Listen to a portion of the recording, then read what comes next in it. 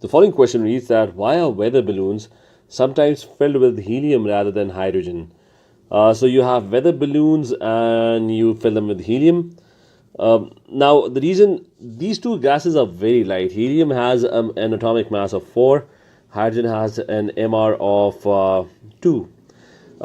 Compared to air is on average it's 29 because air is 29. The reason air is on average is 29 is because it contains molecules of N2 which are 78% and molecules of O2 which are 21, which make up 21% of air.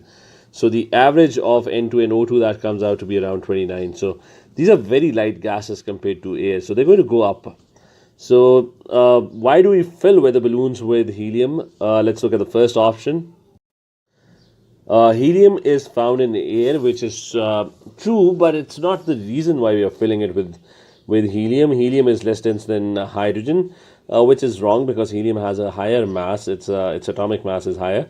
Helium is more dense than hydrogen, which is also correct, but we're not comparing the two together. Basically, we want the weather balloon to be less dense or lighter than air, so that doesn't really make sense. The last option is the correct option because we want the reason helium is used is helium is very unreactive. It's a noble gas. It has a complete octet of electrons. It doesn't need electrons, doesn't lose electrons. It's very unreactive, so it's going to last longer.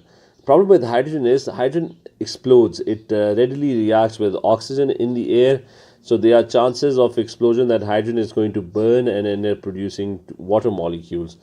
So hydrogen is therefore not preferred in weather balloons or any balloons that you're filling.